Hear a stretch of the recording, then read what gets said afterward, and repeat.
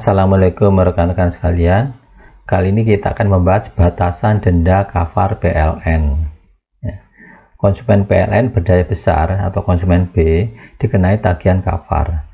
Tagihan kafar muncul didasari oleh kerugian PLN akibat jenis beban konsumen yang menggunakan beban reaktif seperti motor-motor listrik yang mengakibatkan secara tidak langsung PLN harus menyediakan peralatan dengan kapasitas yang lebih besar. Kita mulai hitung-hitungannya dengan segitiga daya. Di sini P daya aktif, kemudian S daya semu, V kali satuannya VA, dan Q daya reaktif, satuannya VAR, var.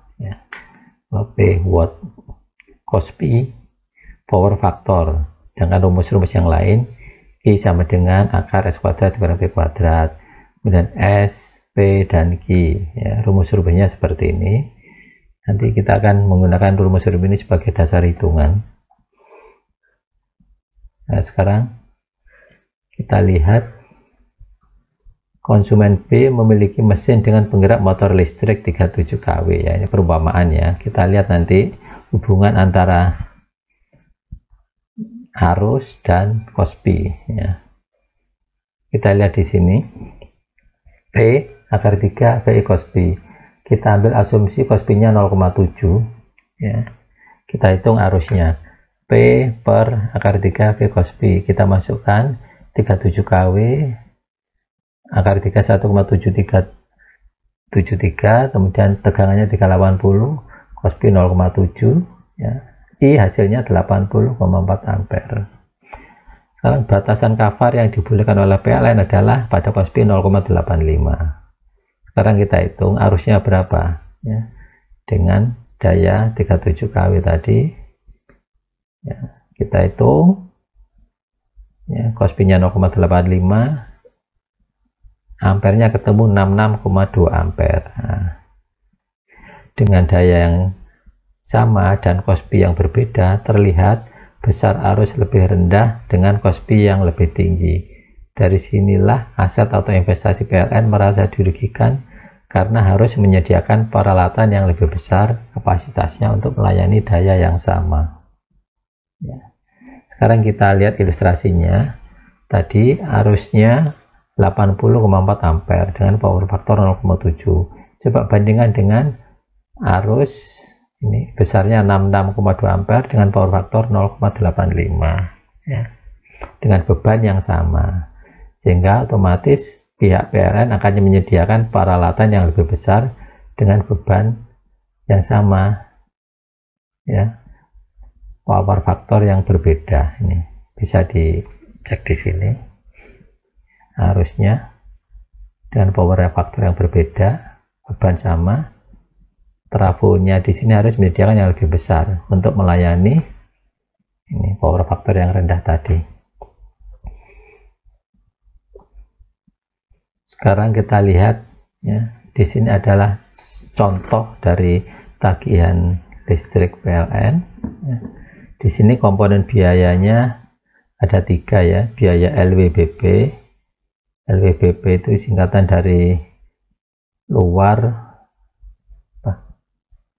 waktu beban puncak ya. Kalau WBP waktu beban puncak ya. Waktu beban puncak itu malam hari jam berapa ya, ada di situ. Nah, kalau kita lihat LWBP dan WBP, kemudian beban yang lainnya kafar, biaya KWH dan biaya kafarnya lebih tinggi biaya kafar hanya ya. Di sini bisa kelihatan ya. Jadi di sini bisa dilihat power factor ini dampaknya besar terhadap biaya. Nah, sekarang ini adalah tarif ya, penetapan penyesuaian tarif di tahun 2020. Kalau kita lihat di sini yang ada tagihan kafarnya itu daya di atas 200 kVA ya. Ini tahun 2020 ya. Kalau tahun-tahun sebelumnya beda lagi ya, ini. Jadi untuk golongan tarif D3 muncul biaya kafar. Kalau di bawah itu biaya kafarnya tidak ada ya. Jadi kalau mau menggunakan kapasitor bank ya, kalau dayanya di atas ini.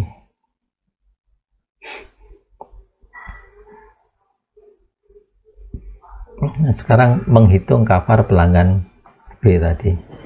Kafar yang harus dibayar adalah nilai yang besarnya di bawah cost P 0,85. Kita lihat hitungannya.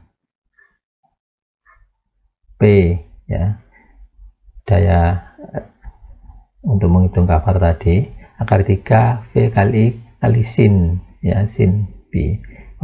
Kalau cos P nya 0,7, kita konversi ke sin sama ya, untuk 0,7 hasilnya 36,98 kafar. Kemudian kita bandingkan dengan sin P yang lain, yaitu cos P 0,85 dikonversi ke sin P 0,51 ya, bisa dilihat di tabel atau dihitung menggunakan kalkulator yang ada cosinnya. Di sini P2 hasilnya 22,19 kafar ya, sin P 0,1.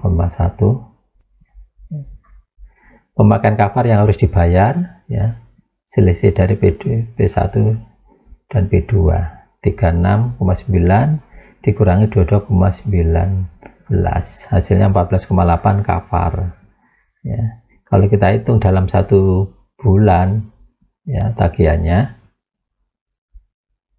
ini kita asumsikan motor tadi yang 37 kW itu beroperasi 12 jam sehari ya. Kita hitung kalikan 30 hari, hasilnya adalah 5328 kafar H ya. Kemudian kalau kita lihat tarif tadi dalam rupiah, kita kalikan, hasilnya adalah 5.939 ya. Jadi ini adalah tagihan khusus untuk pemakaian kafar ya. Jadi kesimpulannya, daya sama harus berbeda bila power factor berbeda. Makin tinggi power factor arus makin kecil, makin rendah power factor arus makin besar. Tagihan kafar makin berkurang bila power factor naik. Batasan denda kafar PLN adalah power factor 0,85. Kalau kurang dari 0,85, dendanya akan muncul. Saya kira demikian penjelasan singkat untuk batasan denda kafar ya. Semoga bermanfaat dan tunggu video-video selanjutnya. Terima kasih. Assalamualaikum warahmatullahi wabarakatuh.